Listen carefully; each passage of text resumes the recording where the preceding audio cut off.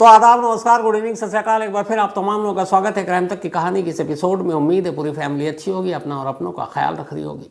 60 साल पहले एक ट्रेन के फर्स्ट क्लास के कूपे में एक लड़की की लाश मिलती है। लड़की के आसपास कोई सामान नहीं, कोई ऐसा सुराग नहीं जिससे पुलिस कातिल तो छोड़िए उस लड़की की ही असलियत पता कर सके। और ये वो दौर था 60 साल पहले, मतलब 1964।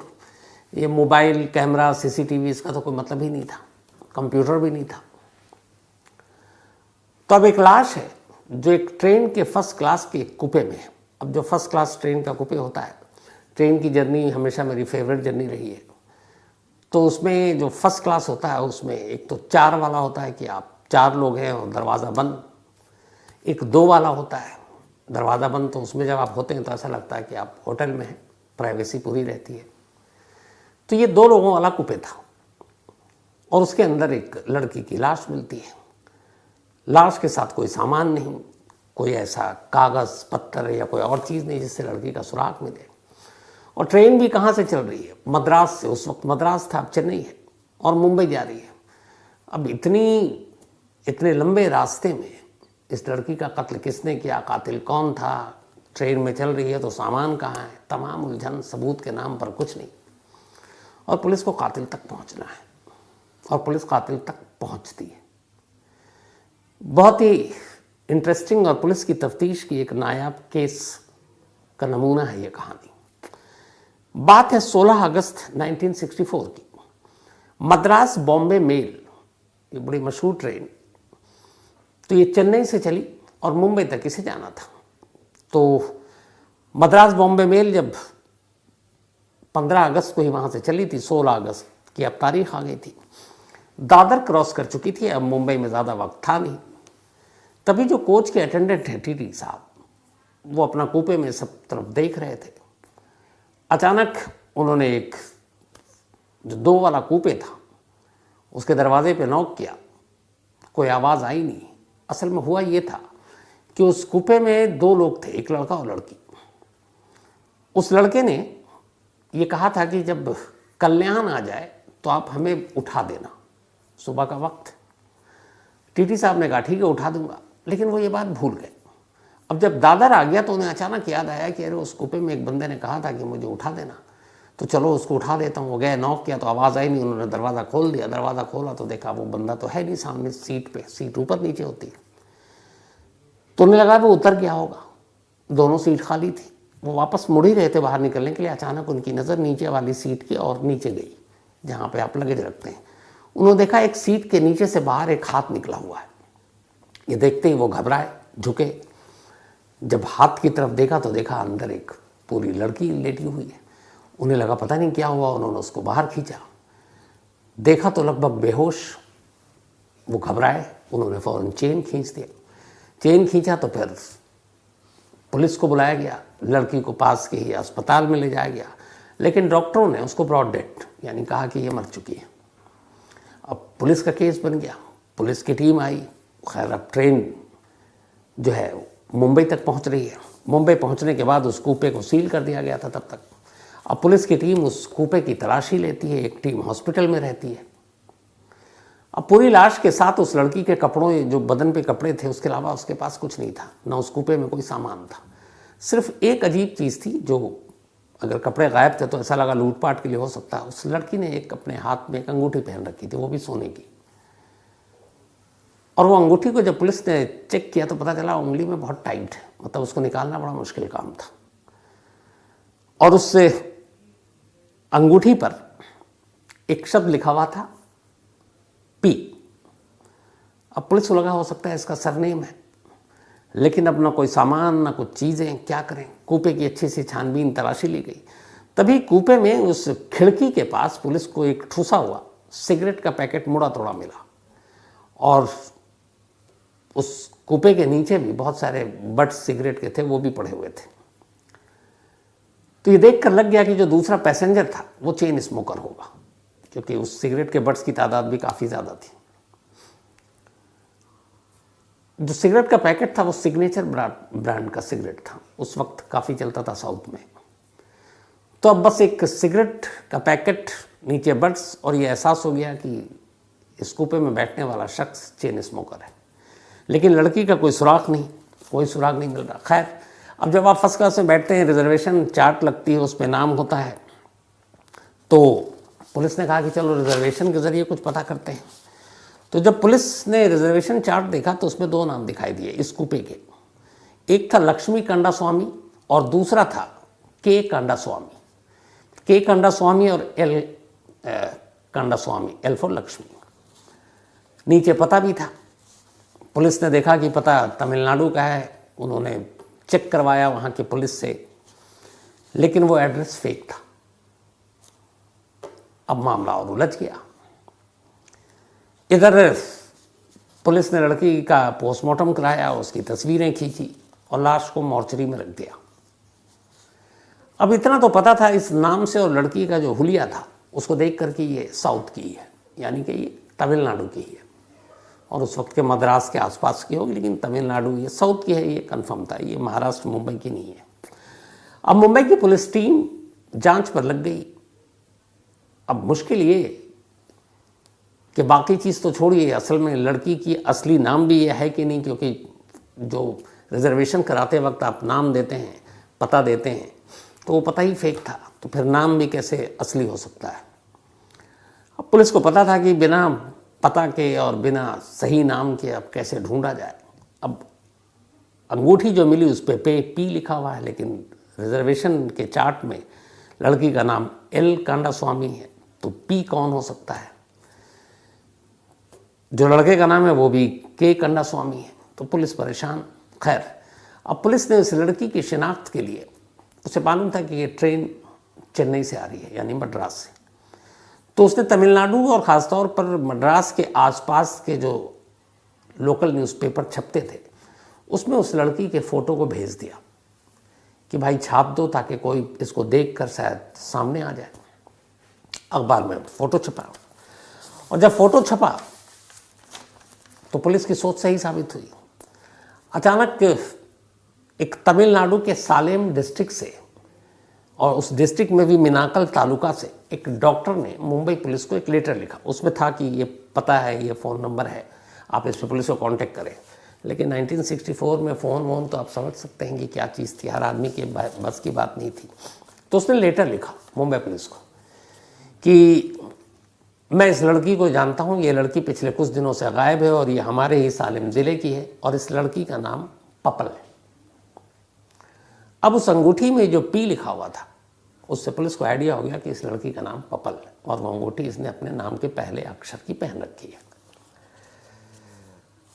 अब जब डॉक्टर का ये लेटर मिला तो फिर पुलिस की टीम ने डॉक्टर को रिप्लाई किया और कहा कि बॉडी ऐसे ऐसे है, लेकिन सिर्फ इतना कहने से ये नहीं होगा, तस्वीर एक बार कोई आइडेंटिफाई कर ले। अच्छा, तब डीएनए वीएनए का भी कोई मतलब तो था नहीं, आया ही नहीं था। तो डॉक्टर साहब ने अपने खर्चे पर, नेक इंसान थे वो, पपल की माँ को मुंबई भेजा और कहा कि आप जाओ और वहाँ मॉर्चरी में मुंबई पुलिस की टीम है, उनसे मिलिए और एक बार आप शिनाख्त कर लो। अब उस लड़की की माँ चेन्नई से फिर उसी ट्रेन से जो मद्रास और मुंबई दादर मुंबई पहुँचती है। पहुँचने के बाद पुलिस की टीम उसे मुर्दा घर ले जाती है। वहाँ लाश जैसे ही दिखाया जाता है, माँ बिलक बिलक कर रोने पड़ती है। वो कहती है हाँ यही मेरी बेटी पपल है। अब पुलिस माँ का बयान लेती है। वो माँ बताती है कि उसके कुल 5 बेटियाँ हैं, 5 की शादी हो चुकी है, लेकिन करीब 2 साल पहले उसकी बेटी पपल ने अपने पति से तलाक ले लिया। वो उससे अलग हो गई इसलिए कि उसका पति उसे बहुत टॉर्चर करता था, और तलाक के बाद उसने मुआवजे के लिए एक मुकदमा दायर कर रखा था। तो पुलिस को लगा कि शायद जिससे तलाक लिया है उस पति ने ही ना मार दिया हो उससे भी। तो उस पति को पुलिस ने, उस अटेंडेंट जो टीटी साहब थे, जो उस बर्थ में जिस बंदे ने कहा था कि मुझे दादर आने से पहले कल्याण में उठा देना, वो उसका हुलिया जानते थे। तो पुलिस की टीम ने उसकी फ़ोटो दिखाया अटेंडेंट को, उन्होंने कहा ये नहीं था। फिर माँ से पूछा कि आपकी बेटी का कोई दुश्मन हो? तो माँ ने कहा हाँ मुझे लगता है कि जो हमारे गांव का सरपंच है वही हमारी बेटी का कातिल है। तो पुलिस ने पूछा वजह।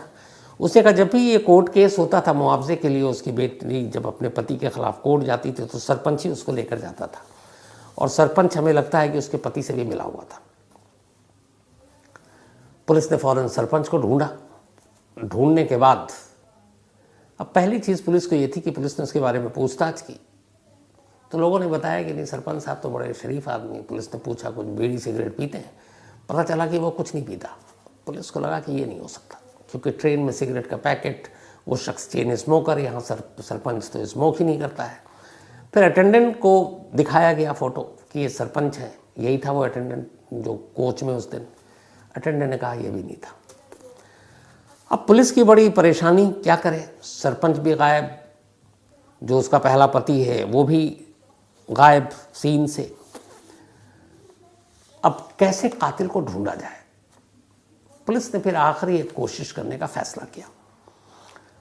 उसने कहा कि जिस गांव में सालेम के इस मिनाकल तालुका में पपल रहा करती थी, उस गांव के हर ऐसे शख्स की एक लिस्ट बनाओ जो सिगरेट पीता हो, और खासकर सिग्नेचर ब्रांड का। अब 60 साल पहले जिस गांव में ये जहां पपल रहा करती थी, उस गांव की कुल आबादी करीब 500 थी, लेकिन 500 फिर भी ज़्यादा थी।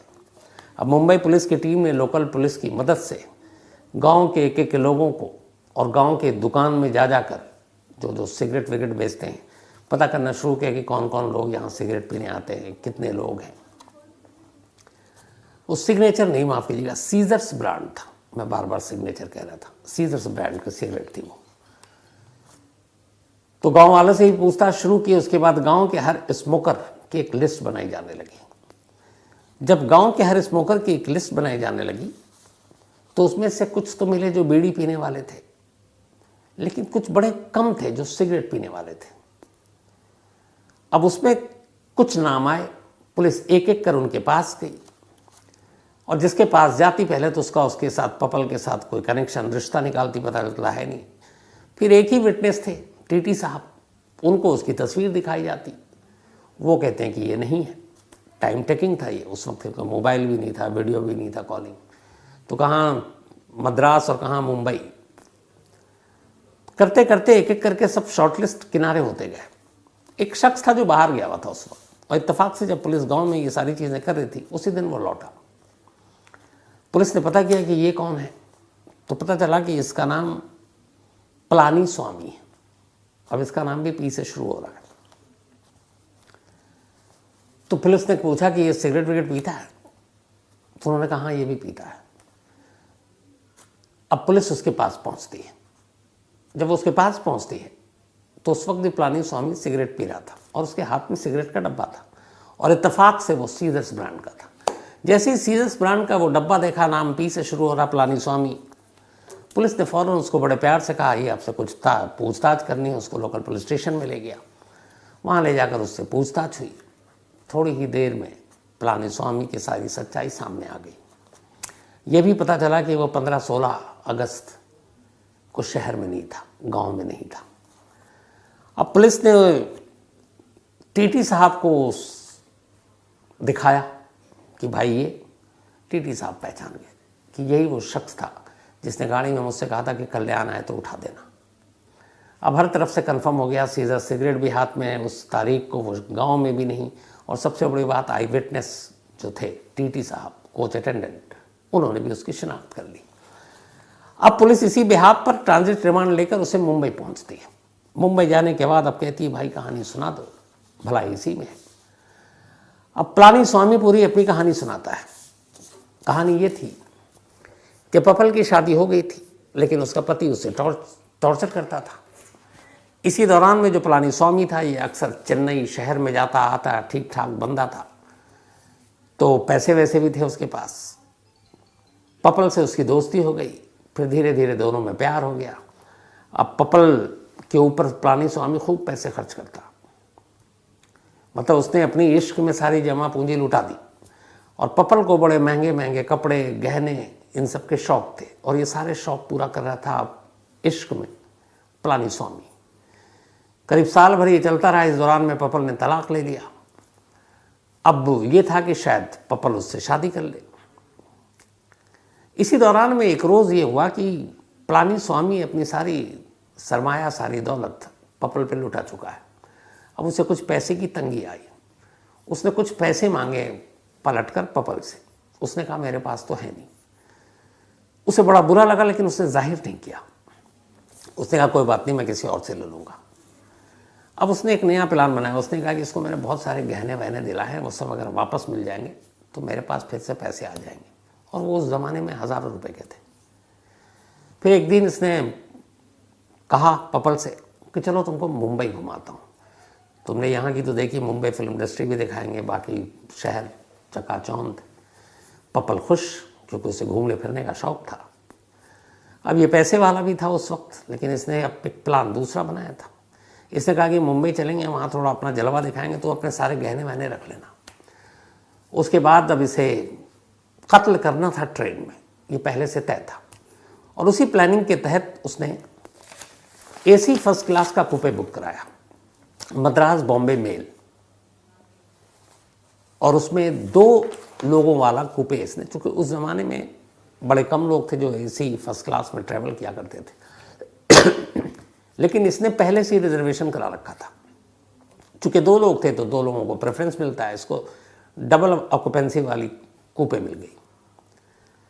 अब ये मद्रास से चला 15 अगस्त को। अब 16 अगस्त को ट्रेन पुणे पार कर चुकी है। पुणे के बाद अब जाहिर सी बात है अगले 2-3 घंटे में मुंबई आने वाला है। कूपे में कोई नहीं, यही दोनों। इसने पानी के बोतल में जहर मिला रखा था। पूरे रास्ते इसने जहर इसलिए नहीं दिया कि क्या पता टीटी चेकिंग करने के लिए आ जाए और उस वक्त कुछ देखें तो गड़बड़ हो जाए। तो उसने ये तय चुना था कि जब मुंबई करीब होगा, अगले 1-2-3 घंटे, तब वो जहर देगा और उसके बाद अगले स्टेशन पर उतर जाएगा। इसने पानी के बोतल में जहर दिया। जहर से पपल की तबीयत बिगड़ने लगी। इसने कूपे का दरवाज़ा लॉक किया और अब दोनों हाथों से उसका गला दबाने लगा। तब तक पपल होश में थी। उसने पूरा विरोध किया, डटकर मुकाबला किया, खुद को बचाने की कोशिश की। इस चक्कर में गुत्थम गुत्थी भी हुई दोनों में, लेकिन जहर का असर धीरे धीरे होने लगा और पपल की पकड़ ढीली पड़ने लगी। थोड़ी देर के बाद पपल ने दम तोड़ दिया। जब उसने दम तोड़ा तो उसके बाद उसने उसकी लाश को सीट के नीचे डाला और गलती से वो एक हाथ बाहर रह गया। वो घबराहट में देख नहीं पाया। और फिर अगला स्टेशन, उसे टाइमिंग सब पता था, कल्याण। उससे पहले उसने पपल के जो सारे सामान बाहर फेंक दिए चलती ट्रेन से, कोई भी चीज़ नहीं रखा। अंगूठी निकालना चाहता था एक शनाख्त के लिए, लेकिन अंगूठी बहुत टाइट थी जिस पे पी लिखा हुआ था। तो उसे लगा अंगूठी कैसे निकालें, वक्त भी नहीं, कोई आ ना जाए। इस घबराहट में उसने अंगूठी छोड़ दी और वो वहाँ से सारा सामान फेंक कर अगले स्टेशन पर उतर कर निकल गया। इस साजिश की वजह से ही उसने जब रिजर्वेशन कराया था तो दोनों का नाम और पता गलत लिखाया था। पपल भी इसके लिए तैयार हो गई थी, इसलिए कि उसका डिवोर्स हुआ था, इन दोनों ने शादी की नहीं थी। तो एक लड़की एक अनजान लड़के के साथ मुंबई जैसे शहर घूमने जाए, ये परिवार वालों को भी पसंद नहीं होगा। तो वो भी इस बात के लिए राज़ी हो गई थी। उसे ये पता नहीं था कि पलानी स्वामी के दिमाग में क्या चल रहा है। तो ये सब करने के बाद उतर गया और उसके बाद वो जो सिगरेट का पैकेट था, वो सारी चीज़ें जो उसने मद्रास से लेकर पुणे तक फूंका था, वही उसकी गिरफ्तारी की वजह बनी। बाद में पुलिस ने कोर्ट में ये सारी चीज़ें उस वकील उसको गवाह के तौर पर पेश किया। जो अंगूठी पे पी लिखा था और अंगूठी में कुछ बाल फंसे थे, उसने सर पकड़ने की भी कोशिश की थी पपल ने उस वक्त। तो बाकायदा उन चीज़ों को कोर्ट में एक सबूत के तौर पर पेश किया गया। कुछ और गवाह पेश हुए जिन्होंने पपल और पलानी स्वामी को सलेम डिस्ट्रिक्ट में देखा था। तो इन सारी चीज़ों और सारी गवाहियों को देखते हुए 70s में फैसला आया था और कोर्ट ने पलानी स्वामी को उम्र कैद की सज़ा दी थी। लेकिन तब उम्र कैद 14 साल की हुआ करती थी, आज के जैसा नहीं। तो एक सिगरेट के डब्बे ने एक चलती ट्रेन में हुए कत्ल को यूं खोल दिया और इसके लिए तारीफ के काबिल मुंबई पुलिस की टीम है। उस वक्त जब इतनी सारी चीज़ें सहूलियत नहीं थी आज के जैसी, मुंबई से लेके चेन्नई और सलेम तक कर कर के दौरा और किस तरीके से लोगों से बातचीत करके सिगरेट तक फोकस किया और फिर सही कातिल को ढूंढ निकाला। कई बार पुलिस की इन्वेस्टिगेशन वाकई बहुत अच्छी होती, तारीफ के लायक होती। अब तो खैर इस मामले में 60 साल बीत चुके हैं। तो कहानी में इतना ही, लेकिन